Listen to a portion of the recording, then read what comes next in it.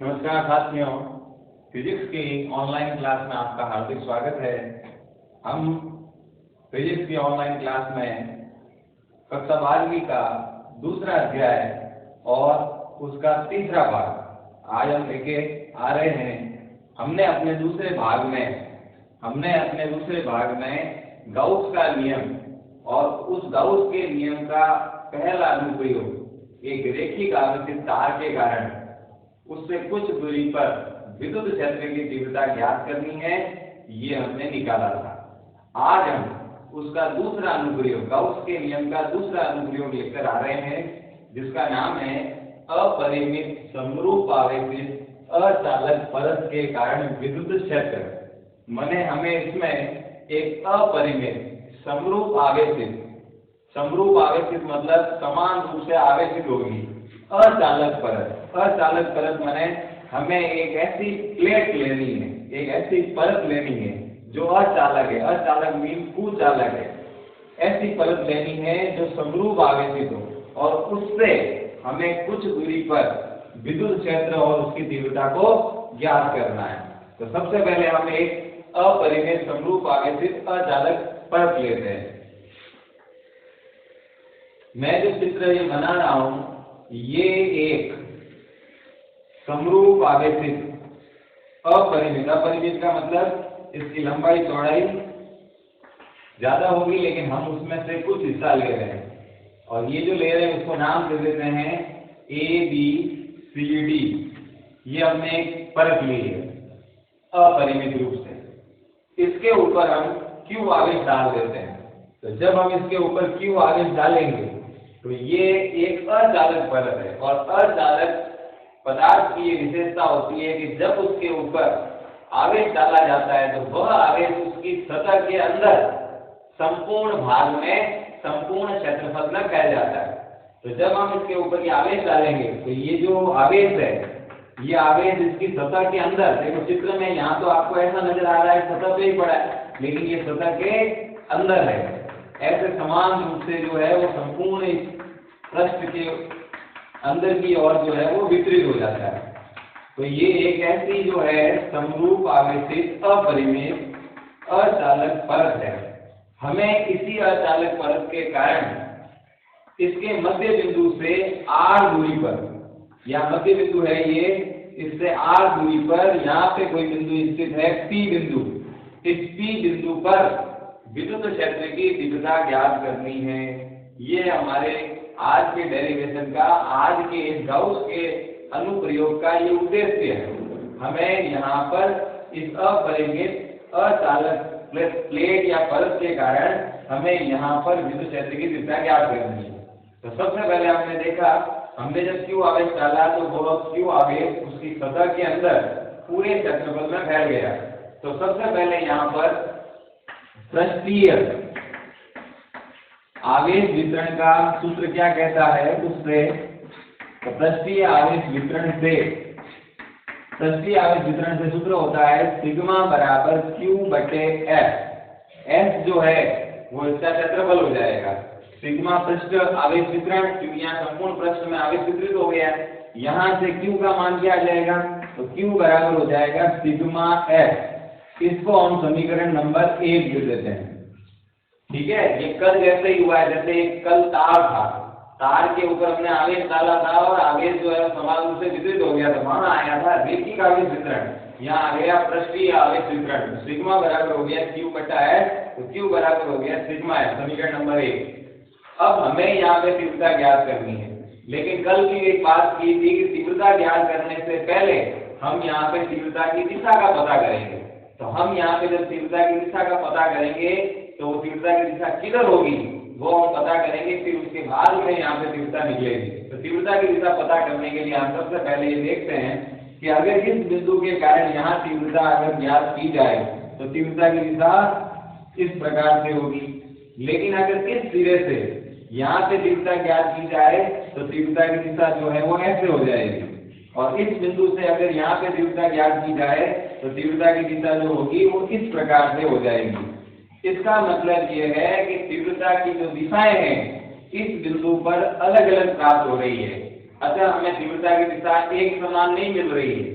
तो हम क्या करेंगे, यहाँ पर तीव्रता की एक दिशा प्राप्त करने के लिए यहाँ पर तीव्रता के घटकों का नियोजन करेंगे। तो हम पहले कहते हैं कि यहाँ से जो तीव्रता की दिशा है वो माना कि डी है, और ये अल्फा कौन बना रही है, यहाँ से ये अल्फा, तो एकांतर कोण ये भी अल्फा हो जाएगा।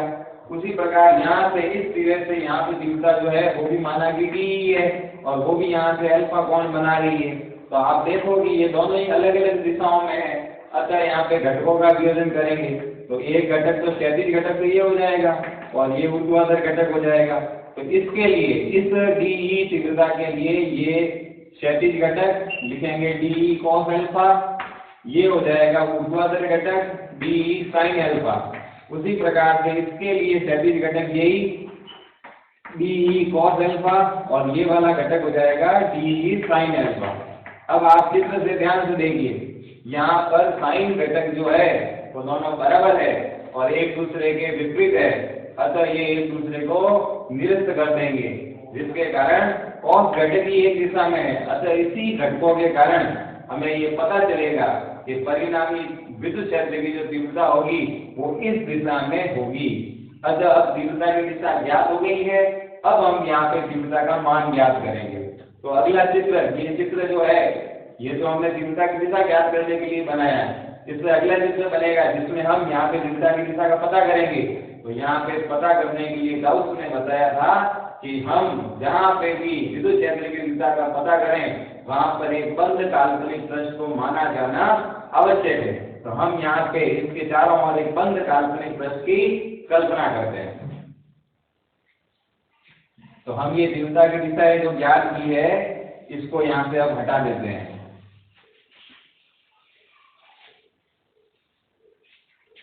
ये हमारा P बिंदु है, यहाँ पे R दूरी पर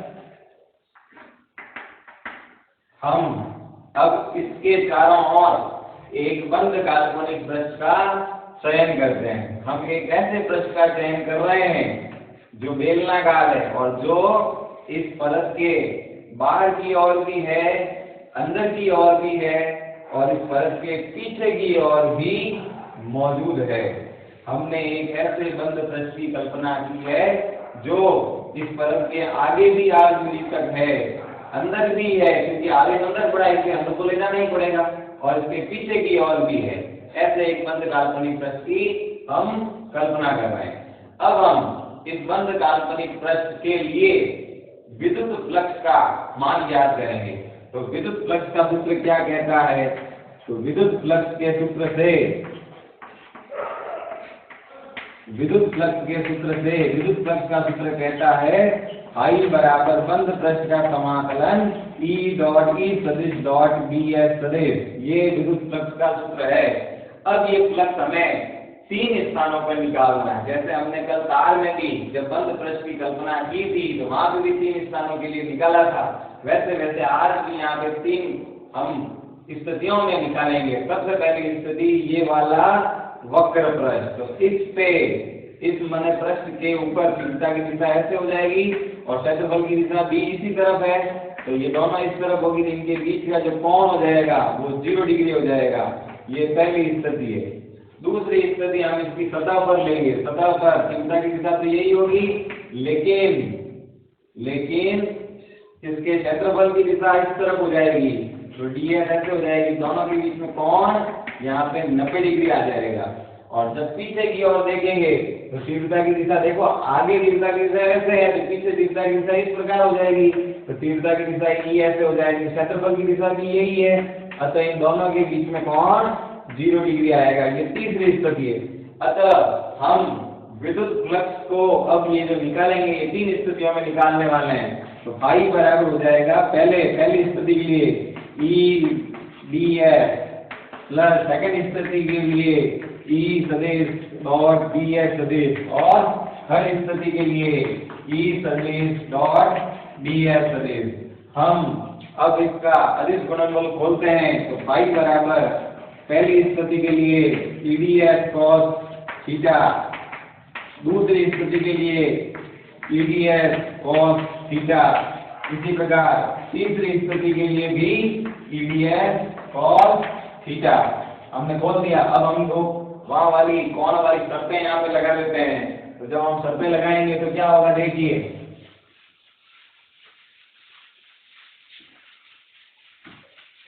हम यहाँ पे शर्तें लगा लेते हैं। पहली कंडीशन में थीटा जो है वो 0 डिग्री है, तो यहाँ पे जब थीटा बराबर 0 डिग्री रखेंगे तो cos 0 का मान 1 हो जाएगा और 1 होते ही ये पद बना रहेगा। दूसरी स्थिति में थीटा बराबर 90 डिग्री है, जब हम cos 90 का मान रखेंगे, cos 90 तो 0 होता है, अतः ये पद शून्य हो जाएगा। और तीसरी स्थिति में वापस थीटा बराबर 0 डिग्री है तो cos 0 का मान 1 हो जाएगा, तो ये पद भी बना रहेगा। इस प्रकार देखेंगे तो क्या हो जाएगा, फाई बराबर पहली स्थिति वाला पद रहेगा तो ई डी एफ, दूसरी स्थिति वाला जो 0 हो गया, तीसरी स्थिति वाला वापस ई डी एफ। दोनों पद समान है, दोनों में से जिसका समाकलन नहीं होगा बाहर आ जाएगा। तो फाई बराबर ई यहाँ से बाहर, अंदर हो गया डी एफ, प्लस ई यहाँ से भी बाहर, अंदर हो गया डी एफ। खड़ी स्थिति में डी एफ क्षेत्रफल, और क्षेत्रफल हमने एस माना है पहले ही, तो क्षेत्रफल इसका समाकलन एस हो जाएगा। यहाँ लिखेंगे समाकलन डी एस बराबर एस, तो ये हो जाएगा फाई बराबर E F plus E F. तो फाई बराबर हो गया 2EF। ये विद्युत फ्लक्स के सूत्र से मान आ गया, विद्युत फ्लक्स का समीकरण नंबर इसको 2 दे देंगे। ये विद्युत फ्लक्स के सूत्र से इससे संबंधित विद्युत फ्लक्स आ गया है। अब गाउस के नियम से हम विद्युत फ्लक्स का मान ज्ञात करेंगे। तो अब हम यहाँ पे गाउस का नियम लगा रहे हैं। गाउस के नियम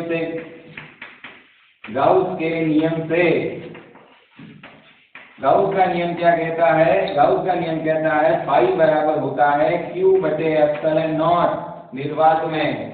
ये फाई का मान गाउस के नियम से हमें प्राप्त होता है। समीकरण नंबर 3, ये भी फाई है और ये भी फाई है। हम इन दोनों की तुलना कर देंगे तो लिखेंगे समीकरण 2 व 3 से, समीकरण 2 व 3 से। समीकरण 2 व 3 क्या कहेंगे तो करते हैं, तो हो जाएगा Q बटे एप्सिलॉन 0 बराबर 2EF। हमें E निकालना है, तो हम E निकालेंगे तो 2S को बटे में भेज देंगे। E बराबर हो जाएगा Q बटे 2S भी नीचे और एप्सिलॉन 0। E बराबर आ गया Q बटे 2S एप्सिलॉन 0। Q का मान समीकरण 1 में हमको ज्ञात है, तो हम मान रखेंगे Q का।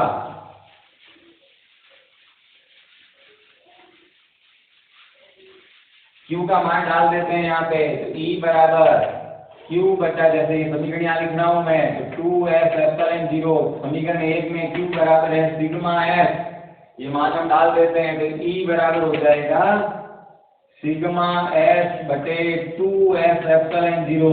S से S कट गया, E बराबर प्राप्त हो गया सिग्मा बटे 2 एप्सिलॉन 0 या 2 एप्सिलॉन नॉट। यही एक अपरिमित अचालक परत जो समरूप आवेशित है उसके लिए r दूरी पर विद्युत क्षेत्र की तीव्रता होगी, ये होगी। अगर हमें इसे सदिश रूप में लिखना है तो E सदिश बराबर हो जाएगा सिग्मा बटे 2 एप्सिलॉन 0 n के पास में कोई भी एकांक सदिश लग जाएगा, ये सदिश रूप हो जाएगा। अगर हमें यहाँ पे दूरी के साथ और सिग्मा के साथ अगर हमें ग्राफ खींचना, सिग्मा मतलब पृष्ठीय आवेश वितरण, अगर उनके बीच में ग्राफ खींचना है तो निम्न प्रकार से प्राप्त होंगे। हम पहले दूरी के बीच में ग्राफ खींच रहे हैं। अगर हम एक तरफ R ले लें और एक तरफ E ले लें तो हम ध्यान से देखें, इस सूत्र में R नहीं है। इसका मतलब तीव्रता का मान यहाँ पे दूरी पर निर्भर नहीं करता है, अतः जो है वो बना रहेगा, तो ये नियत रहेगा। तो ग्राफ जो है वो एक क्षैतिज में रेखा में प्राप्त होगा। अगर हम एक तरफ सिग्मा लेके पृष्ठीय आवेश वितरण और एक तरफ E लें तो दोनों एक दूसरे के समानुपाती है, इसके लिए ग्राफ सीधी रेखा प्राप्त होगा। तो इस प्रकार से हमने आज के डेरिवेशन में दूसरे अनुप्रयोग में एक अपरिमित अचालक समरूप आवेशित परत है, इसके लिए विद्युत क्षेत्र की दिशा पता की गाउस के नियम के अनुप्रयोग से। तो प्राप्त हुई ई बराबर सिग्मा बटे 2 एप्सिलॉन 0। कल तार के लिए प्राप्त हुई थी ई बराबर 2k लैम्बडा बटे r। ये कल तार के लिए मिली थी। और ये है समरूप आवेशित अचालक प्लेट के कारण विद्युत क्षेत्र की तीव्रता। यहाँ पर अपना दूसरा अनुप्रयोग खत्म हो रहा है। इसी के आगे अब हम तीसरा लेते हैं। तीसरा जो है वो है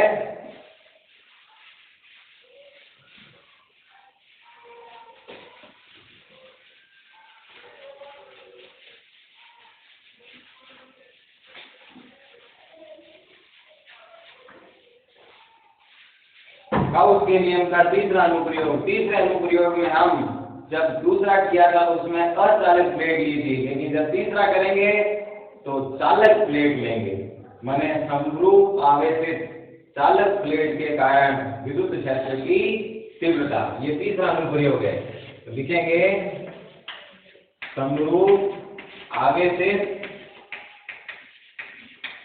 चालक परत के कारण विद्युत क्षेत्र की तीव्रता या विद्युत क्षेत्र एक ही बात है। ये हमें तीसरे अनुप्रयोग में ज्ञात करना है।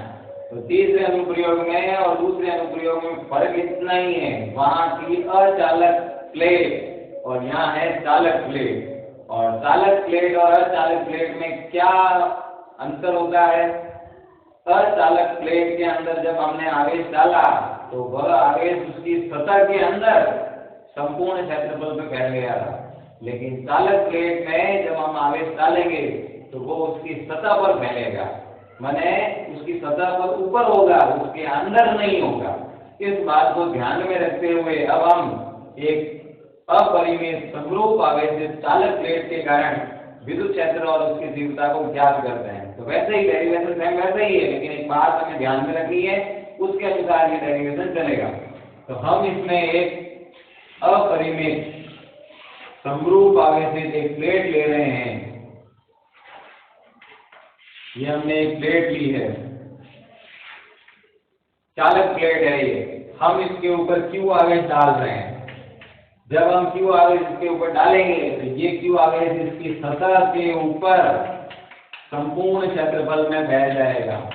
चालक प्लेट की ये विशेषता होती है कि उसकी सतह के अंदर आवेश नहीं होता है, अतः वहां विद्युत क्षेत्र की तीव्रता और विद्युत क्षेत्र जो होगा वो शून्य होगा। ये जो आवेश है, संपूर्ण आवेश इसकी सतह के ऊपर फैल रहा है, इसके अंदर बिल्कुल नहीं है। ये बात हमें ध्यान रखनी है। इस चालक प्लेट के कारण जैसे वैसे हमें स्मॉल r दूरी पर यहाँ पे एक बिंदु P स्थित है, इसी P बिंदु पर हमें विद्युत क्षेत्र और उसकी तीव्रता को ज्ञात करना है। तो शायद वैसा ही काम है। सबसे पहले पृष्ठीय आवेश वितरण के सूत्र से, तो पृष्ठीय आवेश वितरण का सूत्र क्या कहता है? सिग्मा बराबर होता है Q बटे S। तो यहाँ से Q बराबर क्या हो गया? Sigma S। ये समीकरण नंबर 1 हो गया। क्योंकि ये हमने क्यों लगाया? क्योंकि हम यहाँ आवेश डाल रहे हैं और वो उसकी सतह के ऊपर संपूर्ण क्षेत्रफल पर फैल रहा है, इसीलिए पहले फॉर्मूला ये लगेगा पृष्ठीय आवेश वितरण के सूत्र से। अब हमें यहाँ पे तीव्रता ज्ञात करनी है, और जब हमें यहाँ तीव्रता ज्ञात करनी है तो तीव्रता ज्ञात करने के लिए पहले दिशा का पता करना होगा। और जब हम यहाँ दिशा का पता करेंगे तो सेम वही प्रोसेस, यहाँ पर अलग अलग क्षेत्रों से जब दिशाएं निकालेंगे तो वो दिशाएं अलग अलग आएगी। अतः हम यहाँ पे घटकों का वियोजन करेंगे, और जब यहाँ पे घटकों का वियोजन करेंगे तो पता लग जाएगा कि साइन घटक एक दूसरे के विपरीत है, अतः वे निरस्त हो जाएंगे, जबकि कॉस घटक एक ही दिशा में है। अतः उसी से विद्युत क्षेत्र की तीव्रता की दिशा का पता चलेगा, और वो तीव्रता की दिशा उसी प्रकार से दूसरे डेरिवेशन में जैसे आई, इसी तरह से इसी रूप में इसी दिशा में आ जाएगी। तो हम वो वाला यहाँ पे नहीं कर रहे हैं, वो हमने दूसरे में समझ लिया है। हम अब तीसरा सीधा करते हैं। तीसरे में कि हम यहाँ पे एक बंद पृष्ठ की कल्पना करके गाउस के नियम को लगा के विद्युत क्षेत्र ज्ञात करते हैं। तो हम यहाँ पे हमें तीव्रता की दिशा तो पता ही है, अब ऐसे इस तरफ होगी। तो अब हम यहाँ पे गाउस के नियम अनुसार यहाँ बंद पृष्ठ की कल्पना कर रहे हैं। तो जब हम बंद पृष्ठ की कल्पना करेंगे तो हमने एक ऐसे बंद पृष्ठ का चयन किया है जो इस परत के बाहर है और जो इस परत के अंदर है, ये अंदर जा रहा है, अंदर तक जाएगा। तो हमने एक ऐसे बंद पृष्ठ की कल्पना की है। तो अब हम यहाँ पे इससे संबंधित या इसके अंदर विद्युत फ्लक्स का मान पहले ज्ञात करते हैं। तो लिखते हैं विद्युत फ्लक्स के सूत्र से, विद्युत फ्लक्स के सूत्र से, विद्युत फ्लक्स का सूत्र क्या कहता है? I बराबर बंद पृष्ठ का समाकलन E सदिश डॉट ds सदिश। अब इसको हमें वैसे कहते 3 स्थितियों में लगाना है। पहली स्थिति तो यहीं पर इस सतह पर, ये पहली स्थिति, E की दिशा भी यही है और इधर पृष्ठीय क्षेत्रफल की दिशा भी यही हो जाएगी, जिनके बीच का कोण 0 डिग्री। दूसरी स्थिति लेनी है इसकी सतह पर तीव्रता की दिशा ऐसे, लेकिन क्षेत्रफल की दिशा ऊपर की ओर, थीटा 90 डिग्री होगा इनके बीच में, ये सेकंड स्थिति। और थर्ड स्थिति लेनी है अंदर, और हमने कहा है चालक प्लेट के अंदर विद्युत क्षेत्र जो है वो शून्य होता है। तो तीसरी स्थिति प्लेट के अंदर हो जाएगी। तो हम इन 3 स्थितियों में इसको लगाएंगे तो लिखेंगे फाई बराबर पहली स्थिति में EDS E डॉट ds, दूसरी स्थिति में E सदिश डॉट ds सदिश, और वैसे करने तीसरी स्थिति में E सदिश डॉट ds सदिश। अदिश गुणनफल खोल देंगे तो फाई बराबर है पहली स्थिति में EDS cos थीटा, उसी प्रकार से सेकंड स्थिति में EDS cos थीटा, और उसी प्रकार से थर्ड स्थिति में EDS cos थीटा। अब हम यहाँ पे कोणों को रखते हैं। तो पहली स्थिति में कोण 0 डिग्री है, तो ये पद बना रहेगा क्योंकि cos 0 का मान 1 होता है। दूसरी स्थिति में cos 90 है तो वो पद 0 हो जाएगा, और तीसरी स्थिति में E 0 है, अतः ये पद भी 0 हो जाएगा। तो सिर्फ एक ही पद बचेगा यहाँ पे जिसके कारण फाई निकलेगा। तो हम आगे निकालते हैं।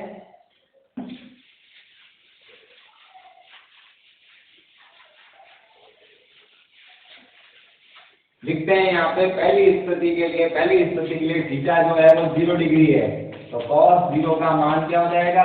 1। दूसरी स्थिति में थीटा जो है वो 90 डिग्री है, तो cos 90 का मान हो जाएगा 0। और तीसरी स्थिति में तो E ही 0 है, तो E 0 होने से पूरा पद 0 हो जाएगा। तो हम यहाँ पे जब लिखेंगे तो फाई का मान सिर्फ इसी कारण आएगा, और वो हो जाएगा EDS। E का समाकलन नहीं बाहर, तो E बाहर अंदर ds का समाकलन, जब संपूर्ण समाकलन करेंगे ds तो S मिलेगा, तो फाई बराबर हो जाएगा ES। तो विद्युत फ्लक्स के सूत्र से जो मान आया विद्युत फ्लक्स का वो हो जाएगा EF। अब हम यहाँ पे गाउस का नियम लगाते हैं। तो गाउस के नियम से गाउस ने क्या कहा? गाउस ने कहा फाई बराबर होता है Q बटे एप्सिलॉन नॉट। समीकरण नंबर 3। समीकरण 2 भी फाई बता रहा है, समीकरण 3 भी फाई बता रहा है। हम 2 और 3 की तुलना कर देंगे, तो लिखेंगे 2 और 3 से 2 और 3 की तुलना करेंगे तो हो जाएगा ES बराबर Q बटे एप्सिलॉन नॉट। यहाँ से E निकालना है, S को उधर भेज देंगे, तो हो जाएगा E बराबर Q बटे एप्सिलॉन 0S। इस Q का मान समीकरण 1 से लेके आएंगे। Q बराबर वहाँ लिखा है सिग्मा S, तो यहाँ रखेंगे E बराबर हो जाएगा सिग्मा S बटे एप्सिलॉन 0S। S से S कट जाएगा, तो E बराबर हमें प्राप्त हो गया E बराबर सिग्मा बटे एप्सिलॉन नॉट। यही एक चालक परत के कारण उससे कुछ दूरी पर विद्युत क्षेत्र की तीव्रता का मान होगा। और इस सूत्र से हमें ये पता चल रहा है कि ये जो मान आया है ये अचालक परत की तुलना में दुगुना आया है, वो इसकी तुलना में आधा था। तो इसको सदिश रूप में लिखते हैं, तो ये सदिश बराबर हो जाएगा सिग्मा बटे एप्सिलॉन नॉट n के पास में एक एकांक सदिश लगा दिया। ये जो है दोनों समीकरण यही इस बिंदु पर विद्युत क्षेत्र की तीव्रता के मान होंगे चालक प्लेट में। अगर इनके ग्राफ खींचे जाएं तो पहला ग्राफ कैसे कैसे दूरी में और तीव्रता में।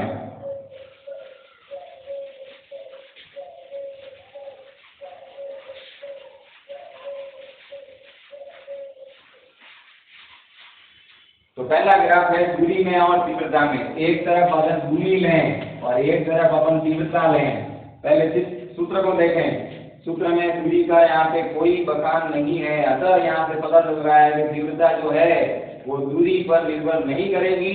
तो इसका जो ग्राफ आएगा वो क्षैतिज में एक नियत मान आएगा, मतलब हमेशा एक समान कांस्टेंट बना रहेगा। दूसरा ग्राफ खींचते हैं अपन ई में और पृष्ठ आवेश वितरण में। तो हम एक तरफ सिग्मा ले लें, एक तरफ ई ले लें, तो ये दोनों एक दूसरे के समानुपाती है। तो इनके मध्य जो ग्राफ आएंगे वो सीधी रेखा आएंगे। तो इस तरह से गाउस के नियम का ये तीसरा अनुप्रयोग जो है खत्म हो गया। पहला अनुप्रयोग था किसी रेखिक आवेशित तार के कारण विद्युत क्षेत्र ज्ञात करना, उसकी तीव्रता ज्ञात करना। आई थी ई बराबर 2k λ/r। दूसरे में हमने एक अर्धचालक परत ली, उसके कारण कुछ दूरी पर तीव्रता निकाली, विद्युत क्षेत्र निकाला, आया E बराबर σ/2ε0। और तीसरा चालक प्लेट के कारण कुछ दूरी पर हमने विद्युत क्षेत्र तीव्रता निकाली, E बराबर आया σ/ε0। तो इस प्रकार हमने गाउस के नियम के 3 अनुप्रयोग जो है वो कर लिए हैं आज की कक्षा तक में। आगे हम अगले अनुप्रयोगों को लेकर आएंगे कल की क्लास में। इसी के साथ धन्यवाद। अगर आपको ये सब अच्छा लग रहा है तो जरूर इसको पसंद करें, लाइक करें, सब्सक्राइब करें। धन्यवाद।